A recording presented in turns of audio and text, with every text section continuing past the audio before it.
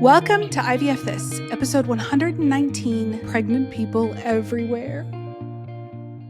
Hello, my beautiful friends. The title, I've recorded this episode now twice because the first time I accidentally hit mute on my mic, and so there was no audio after like a minute and a half. But every time I've said that title, it makes me laugh because it's just a wordplay on the movie The Sixth Sense, like it's 20 whatever years ago, like I see dead people. But that's what we're going to talk about today. Why does it seem like the moment we decide that we're going to start trying to conceive, or we find out we're on an infertility journey, or we start going down the path of IVF, and all of a sudden, all of the effing pregnant people in the world come out of the woodwork. So that's what we're going to talk about today. First, I want to share a little bit about what's been going on for me. Lots been happening over the last few weeks. My parents, my two elderly parents, moved from the town where I grew up in the panhandle of Texas, which is like 6 hours from where I live now. And they've relocated to the same town where my brother and my beloved sister-in-law and my nieces live. Thankfully, they only live a little under 2-hour drive from me. But again, they're in the same city as my brother and my sister-in-law and their family, which is a huge relief, right? When you have aging parents, I mean, mine are in their 70s, they have some health issues, they have some mobility issues, and the amount of relief that I experienced kind of driving home the first weekend that they were moving in, where we kind of got all the boxes and stuff into their house, was just palpable. Now, don't get me wrong. It's been an exhausting few weeks. I have been back and forth multiple times, just trying to get them settled in, get everything put away as best as possible, just kind of make their home functional. But the relief that I get to experience now, that I don't think I really kind of conceptually understood how much pressure or how heavy it felt at the idea of, if they were to get sick or if they were to get injured, what that would be like trying to go back and forth from my home to theirs, which is 6 hours apart. And now that worry is not necessarily there. I still worry that they might get sick or something might happen, but logistically, it will not feel as difficult. Logistically, it will not feel as heavy. So I always want to bring up the fact that like I am not immune to feeling more than one thing at a time. I'm a human and this is just what we do. So I'm feeling so much relief. And I am so tired and so sore. If you guys had seen me probably about a week ago, I had bruises up and down the inside of both of my arms, on my chest, just from like moving and lifting and hauling boxes and all of that stuff. So we are kind of in a new day for my family, getting to have so much closeness with my family, my parents specifically, which we haven't had haven't lived in that town in like 13 or 14 years. So it's really remarkable. So just a little life update, no big deal.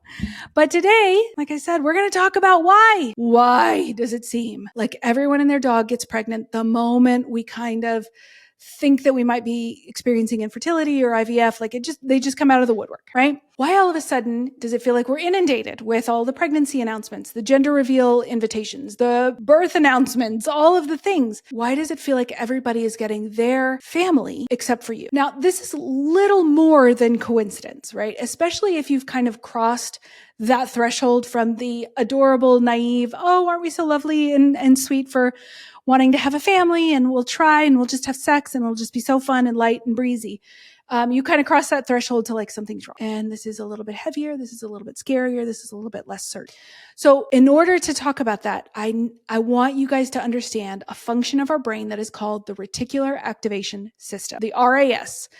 RAS, I'll refer to it in various different forms throughout the podcast, but it's the same thing. Reticular activation system, the RAS or the RAS. I'm going to talk about what it is, what it does, and why. And I'm going to give you 4 kind of concrete ways to work around rewiring it. Not a 4-step process, 4 different ways. Okay. So the reticular activating system, the RAS, it is a network of neurons that's in your brainstem, which is responsible for a few things: behavior modification, wake sleep cycles, and for the purpose of today, attention. Now, I'm not referring to attention in like the ADHD way, but just the things that happen that we notice and that we think about.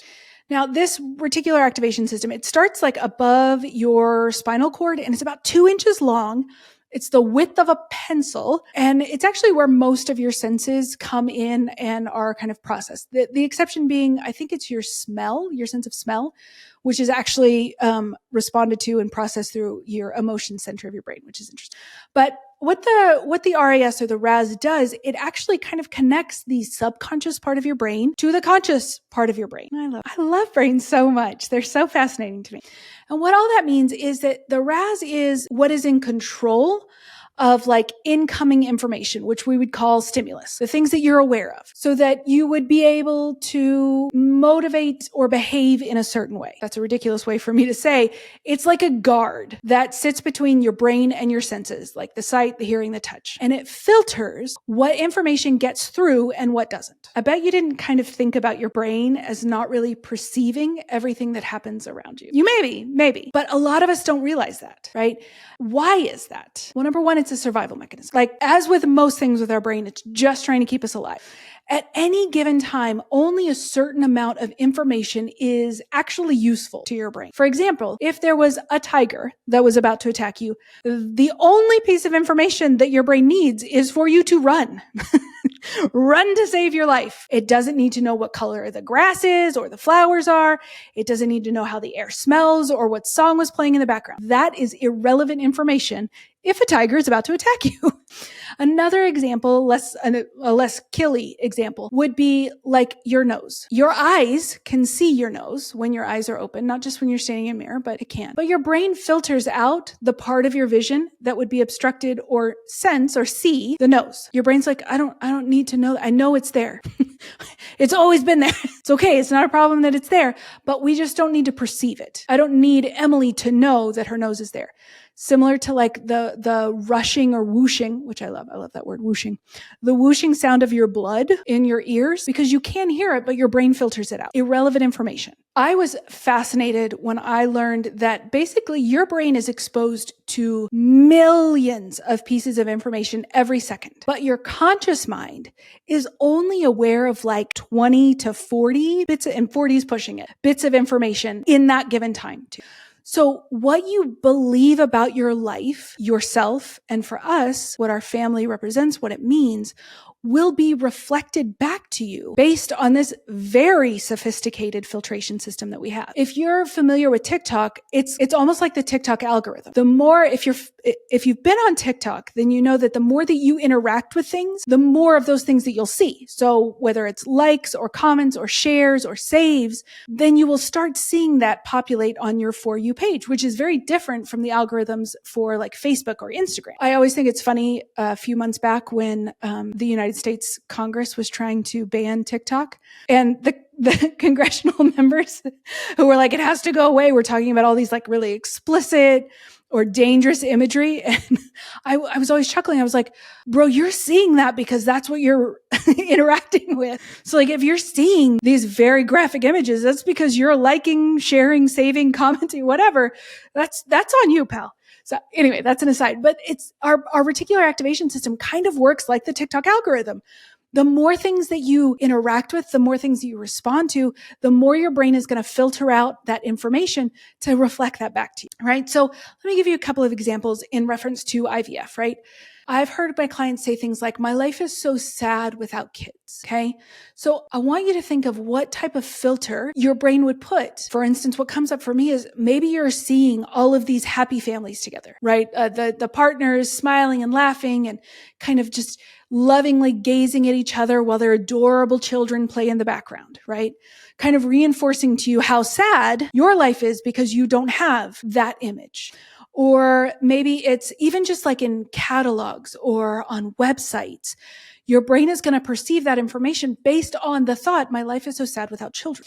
Another example would be the everyone is pregnant but me. Then you're going to start seeing every pregnant person, every pregnant creature on the face of this earth. All of a sudden, you're going to flip it to Animal Planet and it's going to be about mama pandas or something like that. That is the reticular activating system working in real time. It is providing you that information based on the perception of that thought. Another one that came up recently with a coaching call was, I'm not going to be able to handle this. And this being like the emotional labor of IVF, or the shots or whatever, right? You can fill in whatever would be applicable to you for the I can't handle this, right? So what's going to happen is two things. Your brain is probably going to go back into kind of the catalog of your history to provide you thoughts and images, just depending on how your brain works, thoughts and images that will reinforce to you all of the times that you have not handled something.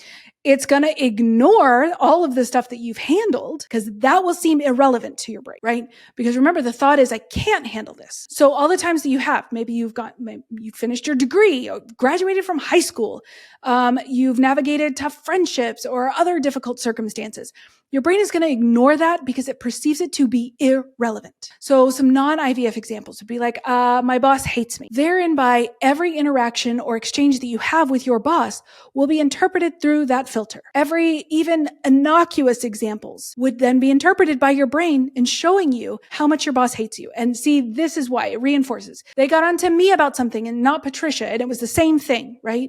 She gives me extra work and I'm already maxed out. And every time I try and tell them that I'm at my capacity, they're like, well, just figure it out, right? That's a little bit of a toxic workplace example, but the idea is that the belief that you have that your boss doesn't like you or hates you, everything, every interaction, everything is going to be perceived through that lens. Okay.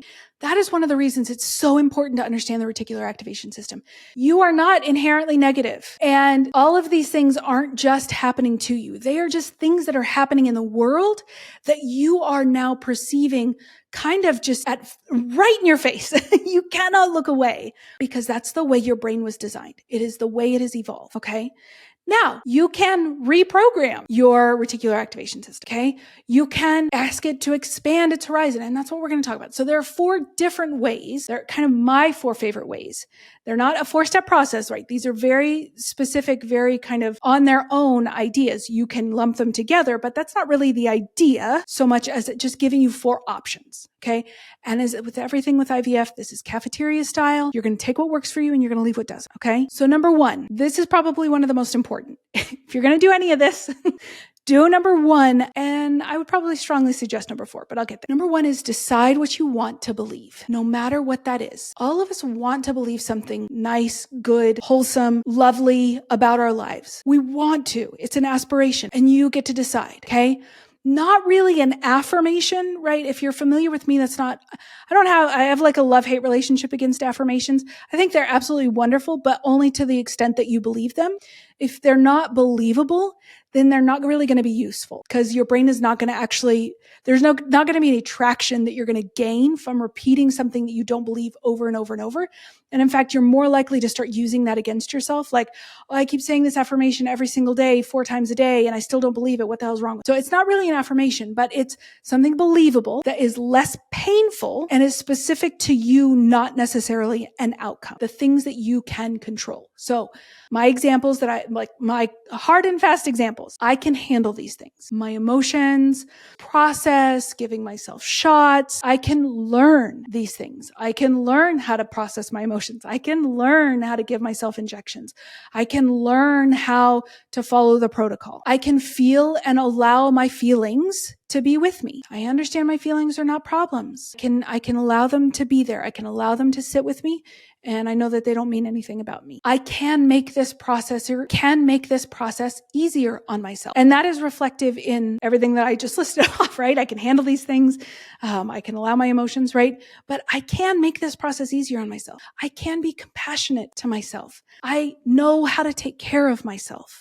I can love my life and still want more. I can enjoy my life exactly as it is right now, or parts of my life exactly as it is right now. And what's really important when you do this is that I want you to kind of lean into the positive, because that is what your brain is going to respond to. Having a negative lean is still having kind of a negative connotation. So for example, instead of the one that I offered of like, I can make this process easier on myself, saying to yourself, I don't have to make this process harder. It's fine. It will work, but it's still kind of a negative leaning thought, right? Don't would be kind of have a negative connotation to it. So to be the most effective, you would want to be able to say something in the positive rather than trying to frame it in a negative and go reverse. Your brain just doesn't respond that way, right? It's very black and white.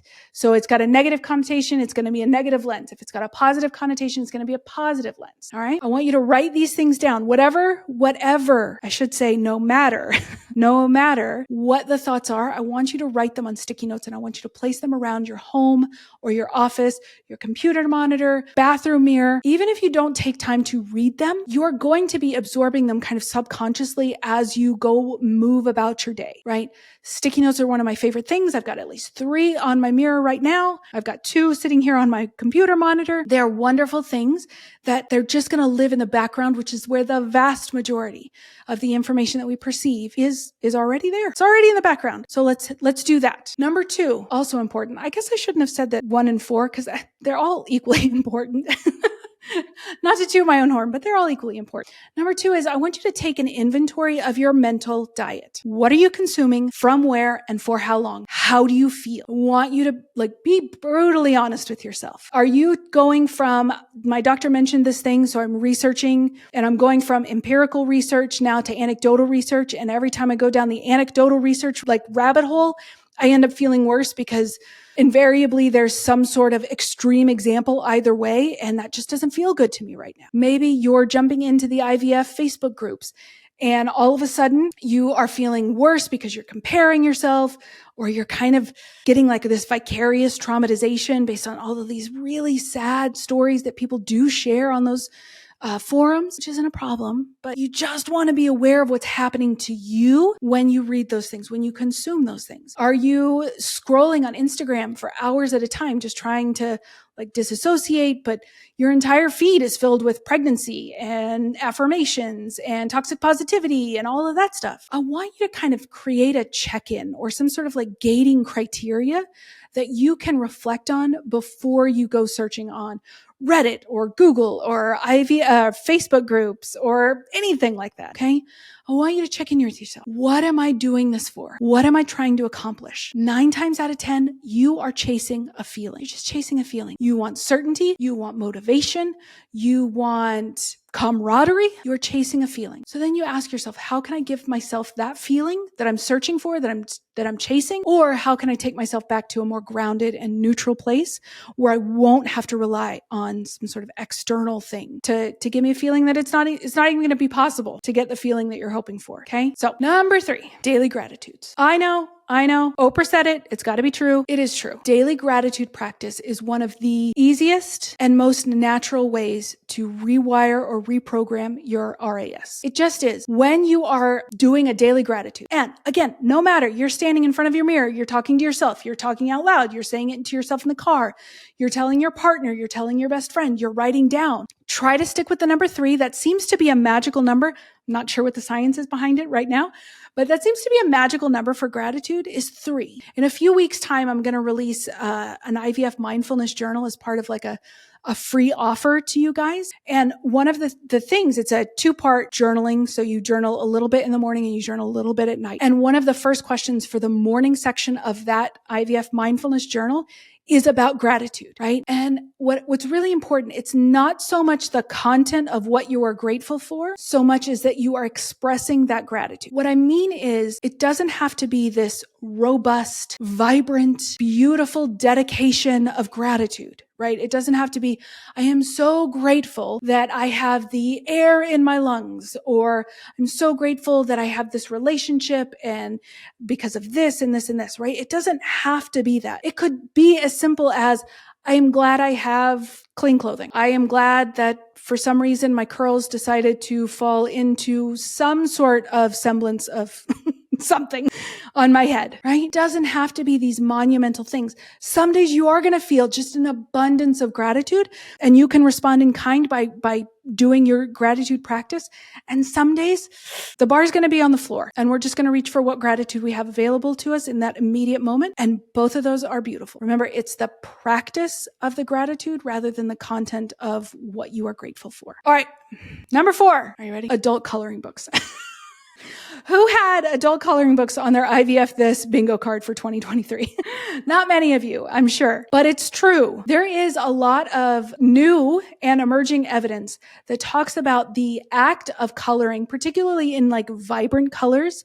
A unique or creative design actually can put you in a very meditative or hypnotic state. In a meditative or hypnotic state, you're actually doing 2 things. You are calming and regulating your central nervous system, which I think think most people run around in the world with an incredibly dysregulated central nervous system, which is why we tend to be so reactive to things, right? Particularly women, because we are constantly overstimulated. But the other part of it is that you are actually showing your brain and your body in that more regulated state. You do not have to be on the lookout for danger, which is the purpose of the RAS to begin with. It's that survival mechanism. You're allowing everything to kind of calm down and recalibrate to where it understands, hey, I'm safe. I'm safe. Nothing's going to kill me. I got this. Okay. So it's four things. Decide what you want to believe, post it around your house, around your office, whatever. Take an inventory of your mental diet, make adjustments according to how you want to feel, how you currently feel. 3 daily gratitudes. And last but certainly not least, adult coloring books. Okay. This is what is going to help that feeling that everything is just happening to you, which is kind of true, but mostly it's not. There are things happening in the world, to be sure, but people will always be getting pregnant. There will always be birth announcements and gender reveals and baby showers and things happening. And the best that we can do is just be as compassionate to ourselves as possible. And that's what we're talking about with the RAS. How can I shift my focus, alter my filters so that what's coming to my brain isn't reinforcing the worst things that I believe about my life? Maybe it's just reinforcing a neutral place that you view of your life. Wonderfully so, it could also provide you filters to view the most wonderful parts of your life, even in the midst of infertility and IVF. That is what I have for you today, my beautiful friends. I hope you have a wonderful week, and I'll talk to you soon. Thank you for listening to this week's episode of IVF This. If you like what you've heard, click subscribe and follow to make sure you don't miss an episode. And if you want to learn more, head over to www.ivfthiscoaching.com to learn how to work together.